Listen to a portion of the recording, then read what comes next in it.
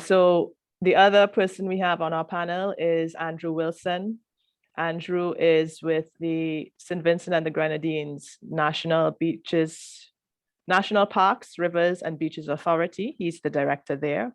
And he has over 30 years of active professional service, starting as a forester with the Forestry Department and then subsequently moving to the national parks.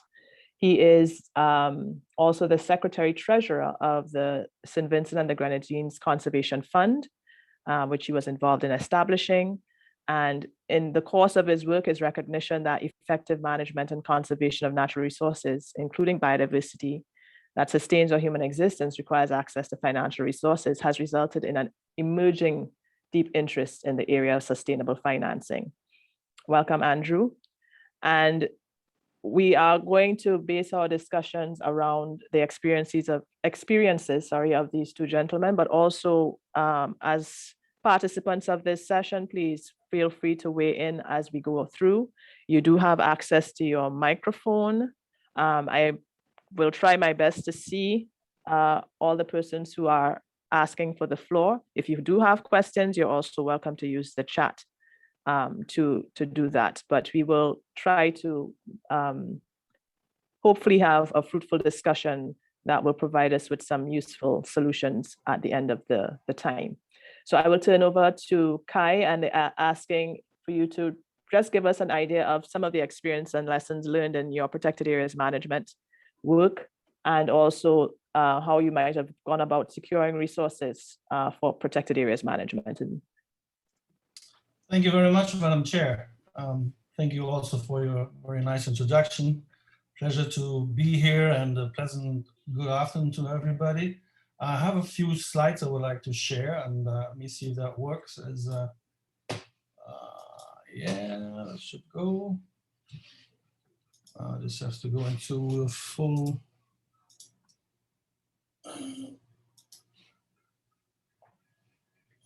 I think that should work. Screen is visible, yeah. Very well. Since I don't have to introduce myself, I can go straight into the meat. I'm presently in charge of managing the Sabre National Marine Park. It has been established since 1987, and is one of the first parks that has been generating funds on its own, mainly at the time through user fees. It was one of the so-claimed first self-sustaining parks in the region, if not in the world. But that has to be seen also relatively and a bit critically as well. Since 2012, we also have been delegated the responsibility for the Sabre Bank, which is also a national park, one of the biggest in the region. It's actually a submerged atoll, the third largest of its kind in the world, the largest one in the Atlantic, for 2,700 square kilometers. You can see that Sabre in comparison is just a tiny speck. And then in 2018, we also have been added the Mount Sinai National Park, which has then just been established. So it's quite a large portfolio for management with a very limited resources. Just to give you a very quick overview of our organization, I don't go into the details. The organization is being governed by a board of directors, and presently there's a very tiny administration support structure headed by myself and an office manager. We do have 4 different departments which are dealing with the Sabre Bank National Parks, funded by the Dutch government, and we have the National Marine Park, Education Outreach, and then Mount Sinai National Park and Trelleborg. And ideally there would... Sorry to interrupt you. If you can change your view to full screen, we're seeing your next slide as you... Okay, I thought I had that. So I'm not sure where you would, yeah, one of those, I'm not sure.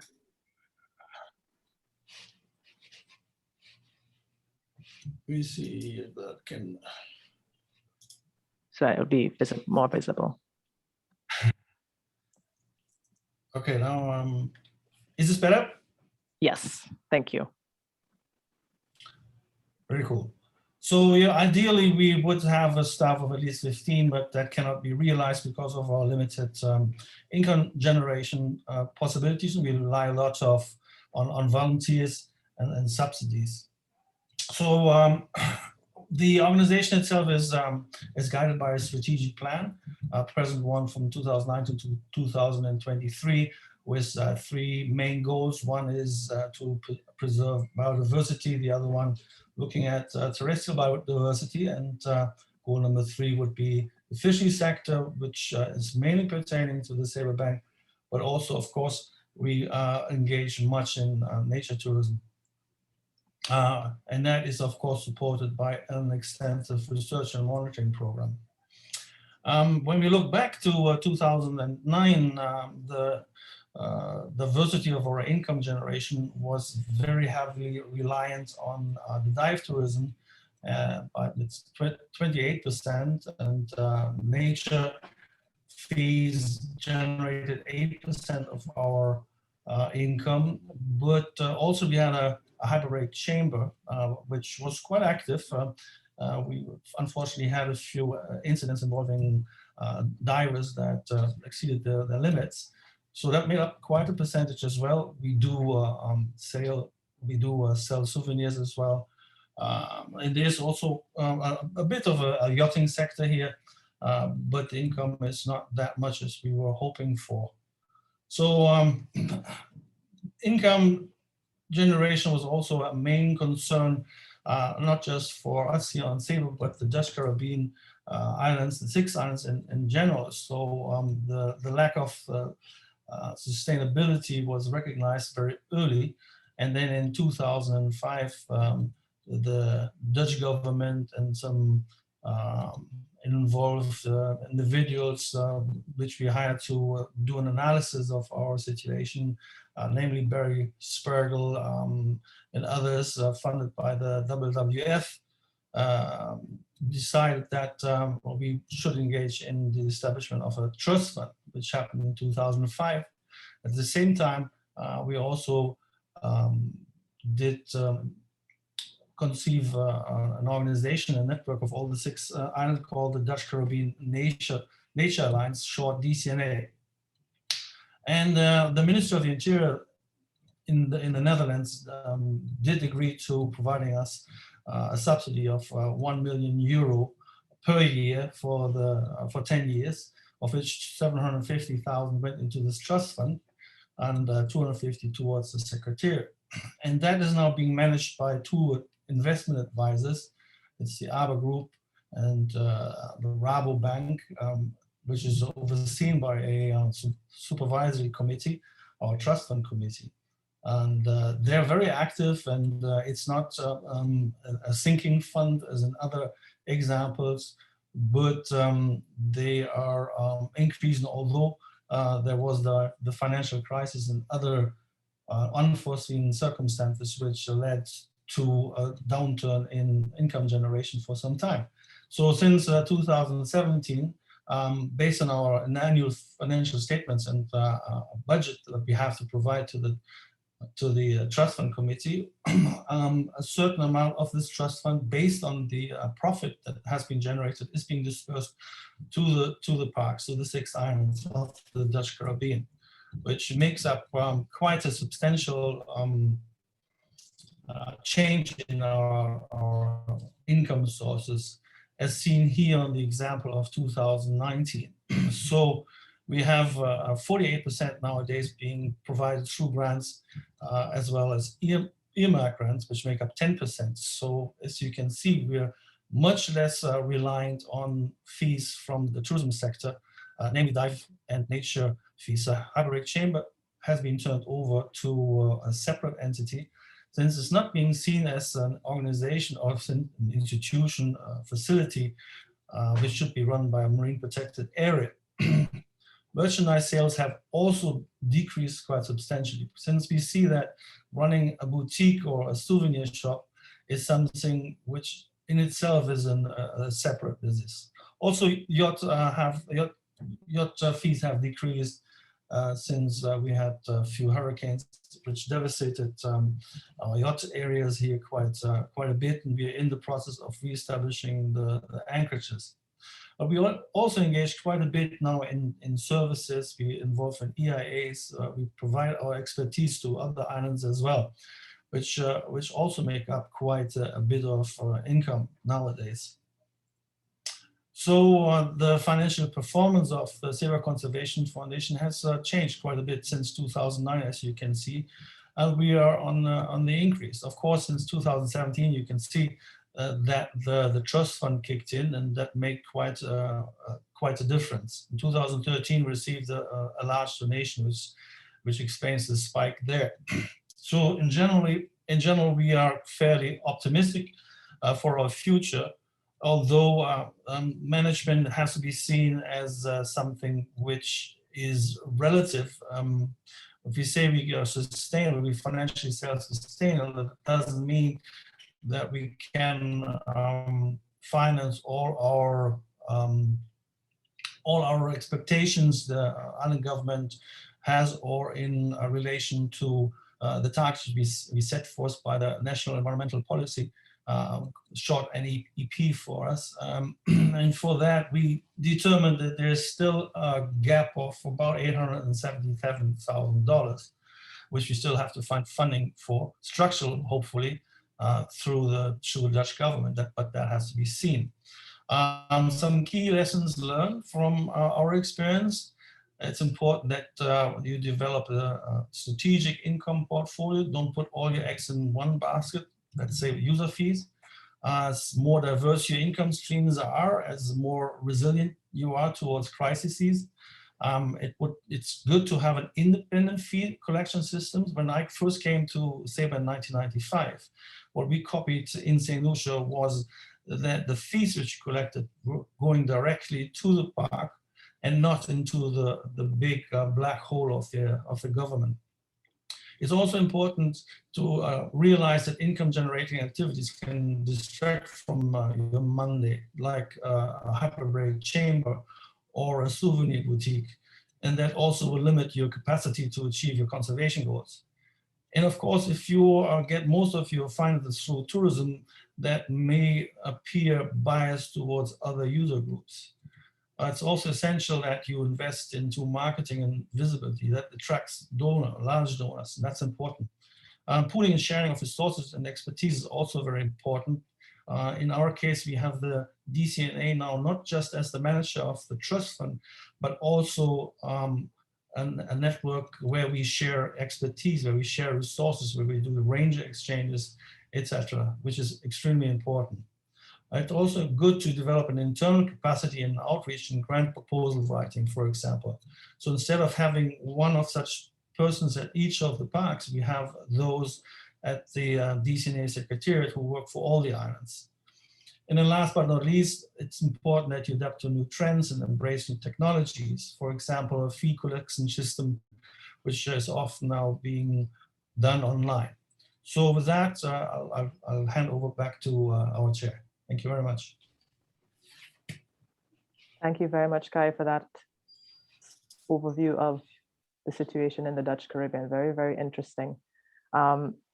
Colleagues, we will allow Andrew Wilson to do his presentation, and then we will dive into some very specific questions, and of course, any others that you may have around this topic of how we can have more sustained financial solutions. So Andrew, I will turn over to you. Okay, I will try and share my screen now. Okay.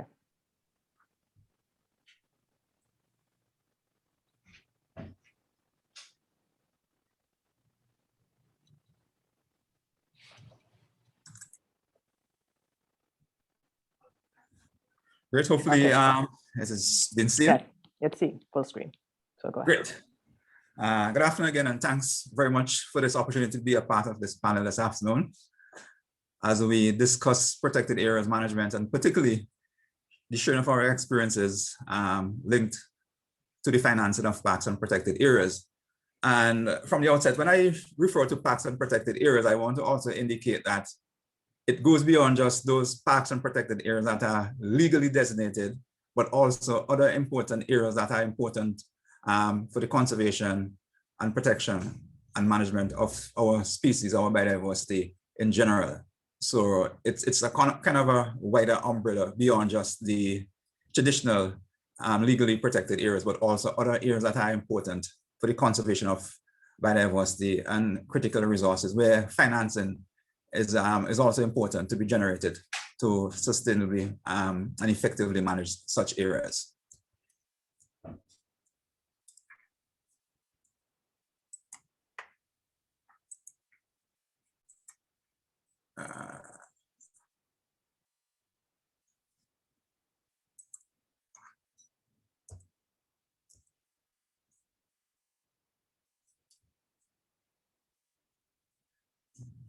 In terms of the presentation this afternoon, I have a fairly short presentation of about approximately 6 slides.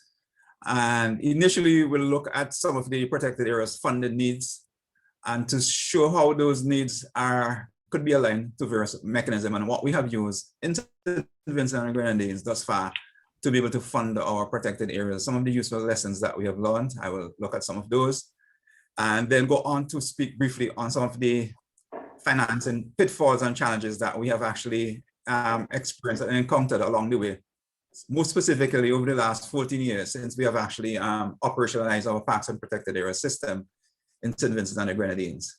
And then finally, speak to the issue of financing opportunities, and also opportunities may not necessarily involve direct financing, but where other critical support and creative support can be given, whether it be technical in kind and otherwise, that also contributes in a major way to effectively providing needed finances to support and fund our parks and protected areas, both at a site and a system level. Now, in looking at this particular key area of funding of parks and protected areas, I thought that it was very important to probably use this particular imagery, this particular structure, where we look at it from a standpoint of a house, a structure, where we have some very important occupants whose needs need to be financed. And I have categorized them into 3 basic areas: recurrent, operational expenditure needs, those related to wages, utilities. We have our surveillance, our monitoring program, taxes, equipment, material supply, maintenance, insurance, savings, and in this breadth, savings in terms of seed money that may be important for us to have to use as co-financing or for investment purposes. Or in some cases, what we were hoping at some stage to is to be able to generate enough finances that could also be used as funding to put into our conservation trust fund as matching funds. We have not been able to realize that thus far. And then on the capital side, as we all will recognize in protected parks and protected areas, they are critical infrastructure, they are visitor facilities. Sometimes we have to utilize services of professionals, consultants. There's research that is critically needed to have information to assist with management. And there are assets, whether it will be our park boats, our vessels, other key assets that will need to be replaced.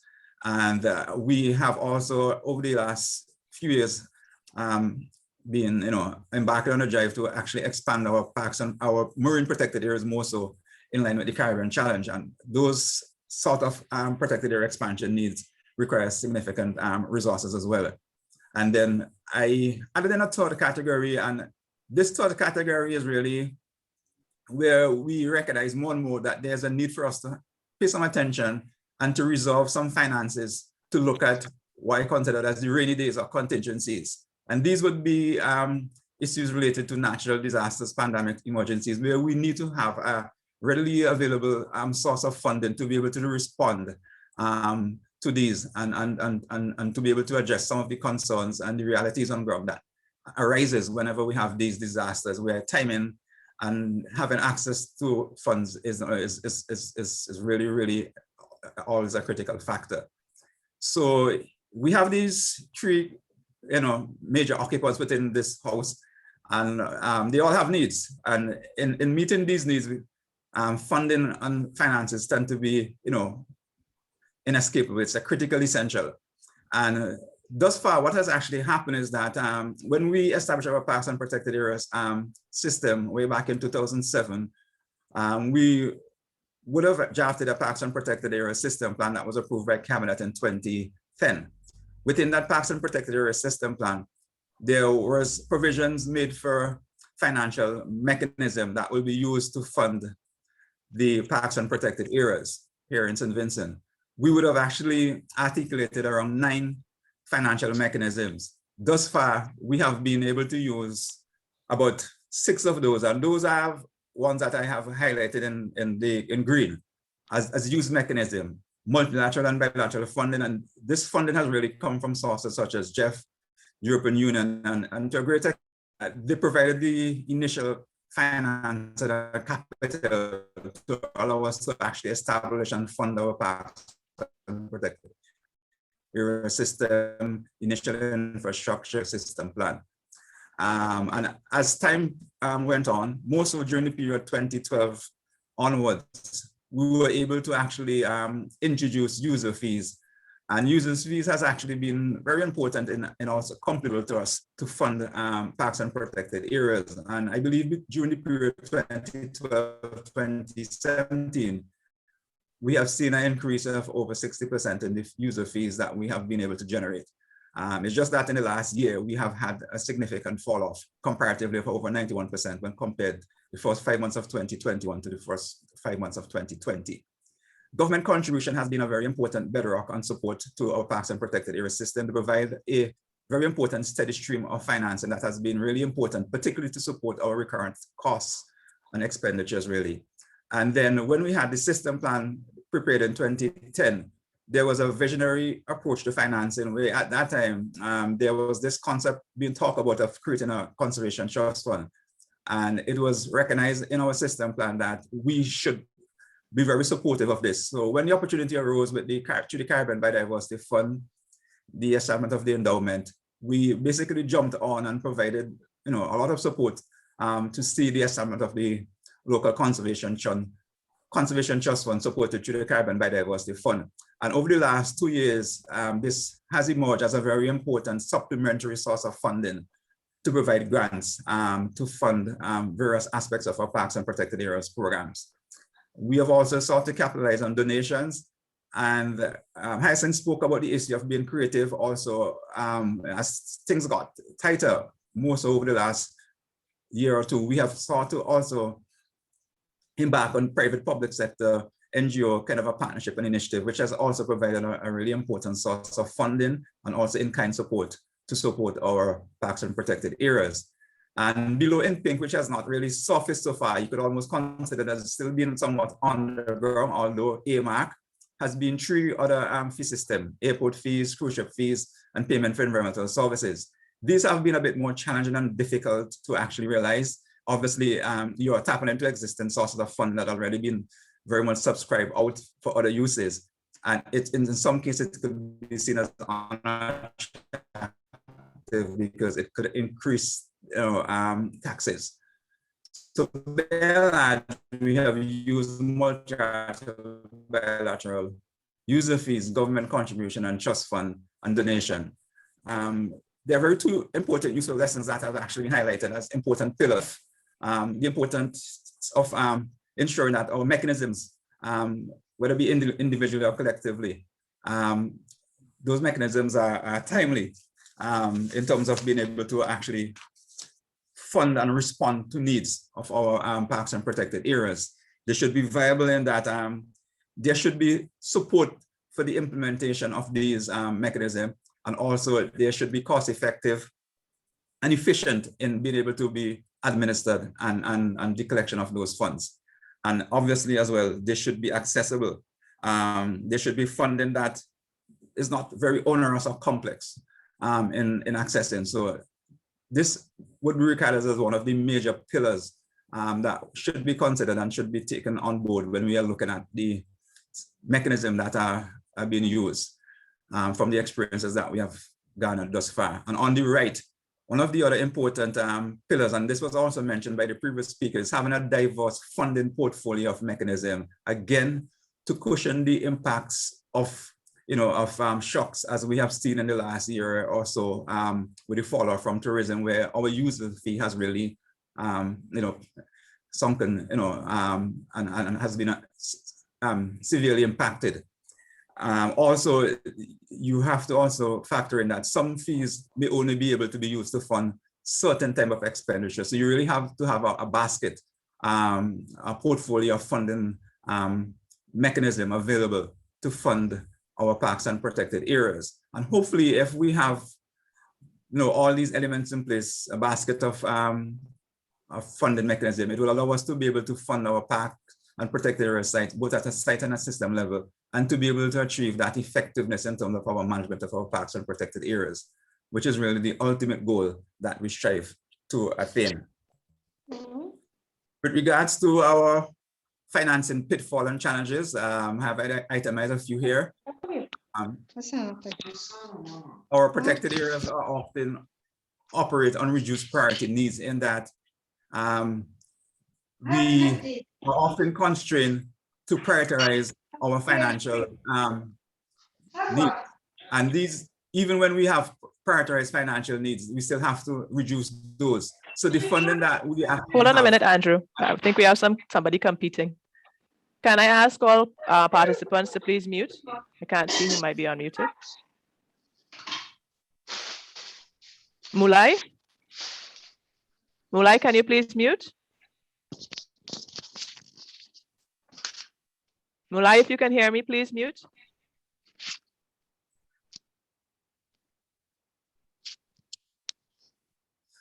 Okay, Andrew, go ahead. I'll see if I can get someone to mute that participant. Okay, thank you, Hyacinth.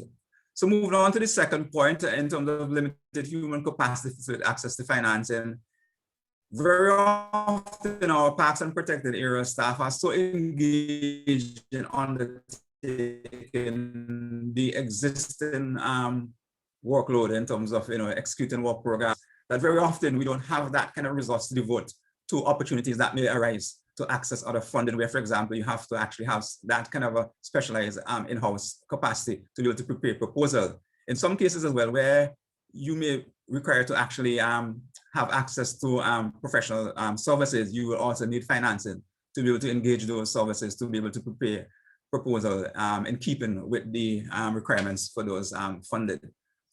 Access to funding could be lengthy and involved. Some of our most lucrative funding tend to be long-term. For example, our conservation trust fund, that took a fairly long while to actually evolve to become operational.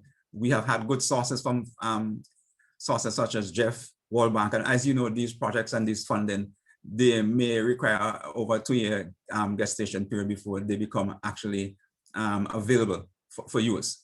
And in that time, you have needs that have to be met and fulfilled. The classic case of having protected areas that are not necessarily charismatic or have charismatic species or have potential to be used for tourism purposes, yet play a very important ecosystem service function role, for example, in our upper forested areas.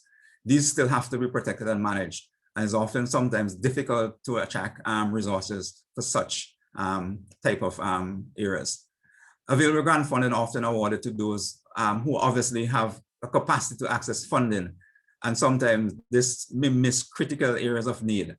And this is something that I think we need to pay some attention to, particularly when we are developing grant programs to fund and to support our parks and protected areas, to ensure that critical areas are not missed out because of capacity issues, really. There's also the issue of viable financial mechanism that can be time sensitive and vulnerable to external shocks, as a classic case as to what's happening currently now with our user fee revenues from tourism, where due to the impacts from COVID, we also recently had a volcanic eruption. All these have basically dried up our user fees from our sites, both from a local visitation and also from foreign visitors. And sometimes some mechanism that may be viable now may take a while to implement, and by the time it gets to that stage of implementation, they may not necessarily be viable, or the policy framework may have changed to support that mechanism. And finally, the available funding sources for recurrent protected area budget. Very often and increasingly again over the last 3 or so years, we have had several new opportunities, particularly through grant funding that is dedicated to fund parks and protected areas. But these grant funding opportunities tend not to lend support to fund very, very needed and important recurrent needs and expenditure. And it's one of the areas that I have flagged that I think we need to pay some attention to, because we may be funding really good initiatives in terms of projects through grant proposal, but after that funding period collapses, we may also see some concurrent effect in that the viability of these areas that would have been funded may be compromised because there's not that support to fund those, to have access to funding to maintain and sustain those areas. And then in closing, there are some opportunities that I think we need to also exploit more, and things that we need to pay attention more to, and things that are not necessarily confined to monetary financing type activities. And I have actually listed a few here where we need to have a diverse portfolio of mechanism that was reiterated again in this presentation and by the previous presentation. We need to have champions at all levels, and champions not only from a financial standpoint at all levels, whether it be a political, institutional, business, public sector, private public sectors, but also at a community level where we could build a stronger base of constituents who value nature and as such would put that sort of impetus and lobby for resources to be allocated to support their conservation and management of resources within their own areas and within their own communities. There's also the need to heighten the economic value and the human linked benefits to conservation of biodiversity and resources. It's not necessarily good enough to say we want resources to conserve species because they're attractive, they're valuable, but we need to show and demonstrate that value and to link it so that persons could develop that appreciation and value, and as such be able to then recognize that there's a need for support financially to be given for the conservation of those biodiversity important areas.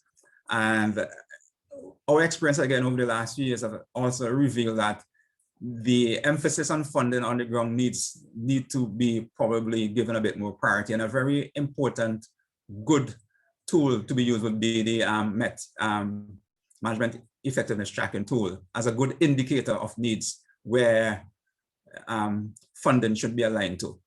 And then we also have to rethink our approaches to funding, and this is in line with some of the issue I actually alluded to, where very often our recurrent budget is not funded. And again, because we have had the emergence of a lot of really good grant funding, there's a second look that need to be taken at the efficiency of the grant funding sources to ensure that they could be simplified and be more efficient, yet be accountable, and to be able to actually have those finances be more readily available to the agencies to support the parks and protected areas work. And also government funding and support is still essential. Again, because very often many of our parks and protected areas play a very important and valuable role, generally in supporting other critical economic sectors such as fisheries, forestry, watershed surface function values, which may not necessarily, have a means to be able to generate income directly, but indirectly support very many other important sectors. So from that standpoint, we should see the government funding as being important as well. And then the non-financial sources. And I have a photo on the left, which basically speaks to an initiative that we undertook 5 years ago through a project. And you may want to know, well, why is this photo here? It has nothing to do with the environment. It's actually structures a gas station. But it spoke to one of the issues that, again, that Hyacinth mentioned, where we need to be creative. And it's about an initiative that we undertook that spoke to the issue of being spontaneous, being creative, being flexible, and sometimes where hard-earned monies may not be able to be available, that there may be still opportunities that could be pursued. We would have 5 years ago wanted to do a public awareness program to conserve and promote one of our marine conservation areas. And we were in the office a day, and one of the coordinators for the project that we were embarking on to undertake, she and I had a discussion, and we said, we need some funding to run this conservation awareness program in this marine conservation area, which was next to this gas station area. Let us just go and approach the CEO. She said that she knew the CEO. We had no appointment. We just carpool. We went to the CEO office.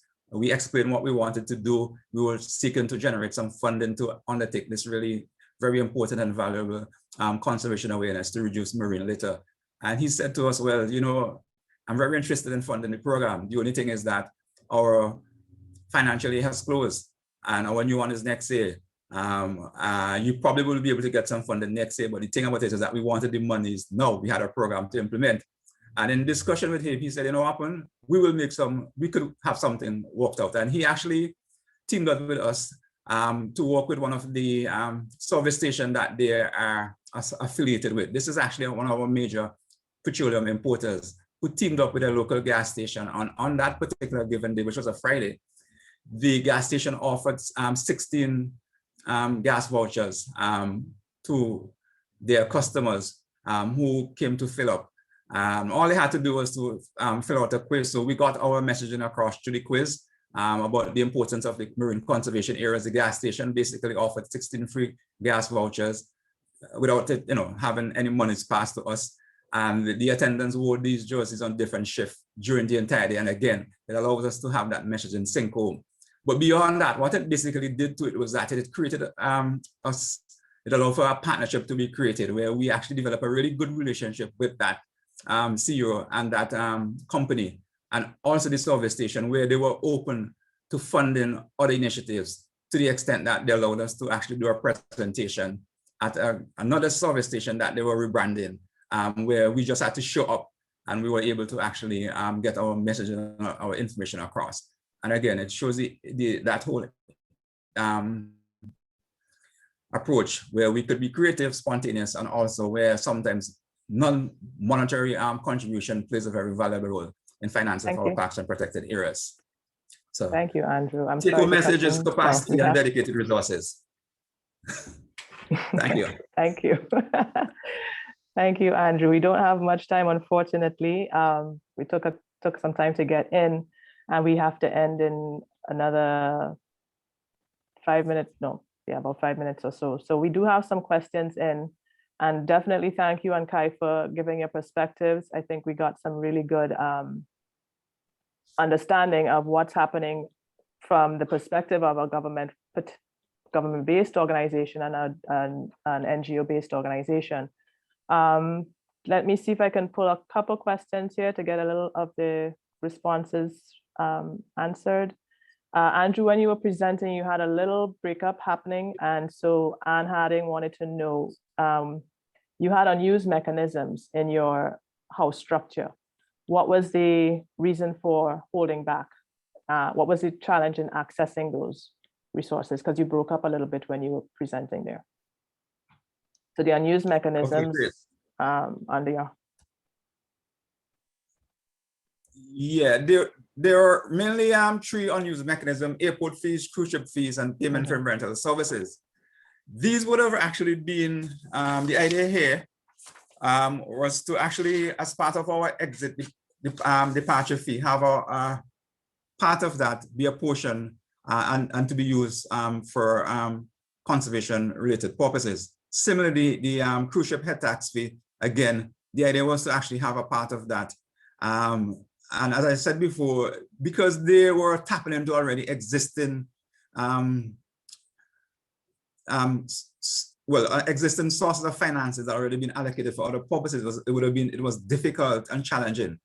And one of the approach would have meant probably increasing these taxes. And as you know, this will be kind of unattractive, and then often sometimes there's a hesitancy to increase taxes, really. So what you will basically see is that those mechanisms that was basically non-tax type mechanism, where there was not a direct burden to the local taxpayers, were the ones that basically were more easier, or the ones that were really used and implemented really. Okay, thank you. I see Kai has been responding to questions that have been put to him in the chat. So thank you for that. So I encourage others to please read, because I won't, in the interest of time, I won't repeat them. Anita James is indicating that St. Lucia has a paper park on the Northeast coast that is very important for biodiversity, but privately owned.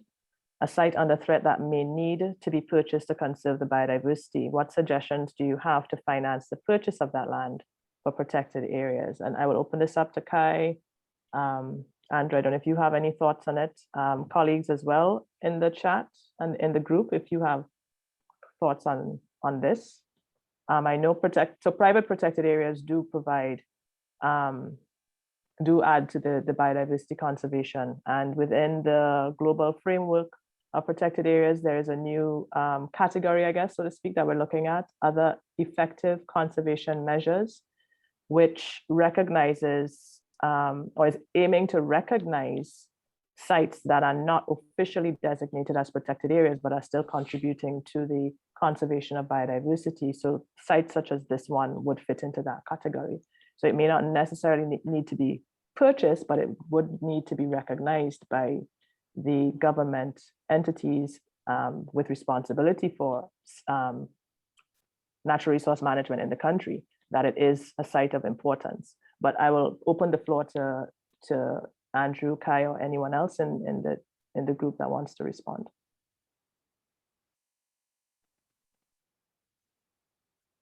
Well, Hyacinth, I could probably take a stab at it. For example, I know in our current construct, our Parks and Protected Areas Act and our regulation that we are now actually drafting, there's provisions for the management of private lands where a agreement could be fashioned with the private landowner. So it still remains under private ownership, but there is an agreement that will allow the legal framework, the act, the regulatory framework to also exercise governance over those areas. So that could be one option, because very often, sometimes outright purchase sometimes could be challenging and difficult. I mean, there's also the approach where if it is seen from a national level, where it could be, there's the whole issue of acquisition as well. But there's that flexible option that could be available for private public sector kind of a cooperation collaboration through an official agreement, which will then allow the legal framework of the act and the regulations to apply and for governance to also be exercised over those areas.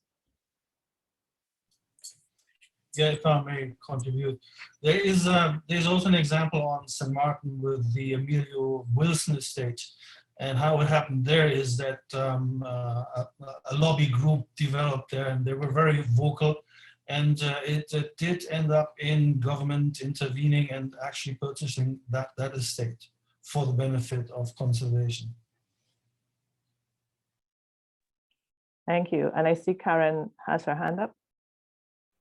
Yeah, hi everybody. Just to add as well, in Jamaica, and I'm actually not the expert looking at who's in the room, there is a private forestry, under the forestry department, there is private forests reserves and scope for that. So it's another arena to explore. And I think the issue that comes up is how does the government work within this private sector? So it is their land, and that's straightforward with forest space, but with the other protected areas, in most cases, it is crown lands or government lands. And so the issue of how that private-public partnership has worked has varied, both between the various agencies of government and between the types of protected areas. Yes, indeed. I mean, they do, private spaces do add value to our overall efforts for protection. So we do need to figure out a way to work with them and bring them into the process. We only have a minute left, unfortunately. I would have liked to have continue this discussion, but coming out of the lessons learned from Andrew and Kai's experiences, I think I just want to highlight a couple that we could take home. As from the sustainable financing perspective, we need to have diverse income streams in whatever ways those can be defined. because that helps to build resilience. We need to be able to be creative, be open. Definitely the marketing and visibility element does allow others to understand what we're doing and contribute in the ways that are probably the best that they can, how they can contribute to the rest of the work that we're doing, financial or otherwise. Okay, we have less than a minute. Where we can have champions at all levels, I think that would support the work that we're doing. We tend to operate in silos in our work, and we need to be able to partner, to collaborate, and to use as many of our contacts as possible to expand our possible sources of financing. And finally, I think to close, the donors are good sources. I hear you, Andrew, when it comes to the grant mechanisms being open to reaching all levels. Capacity doesn't exist in all of the entities that need the funding to be able to access the funding. So dialogue definitely needs to happen with the grant makers to help make that accessible, that funding more accessible. Oh, it looks beautiful.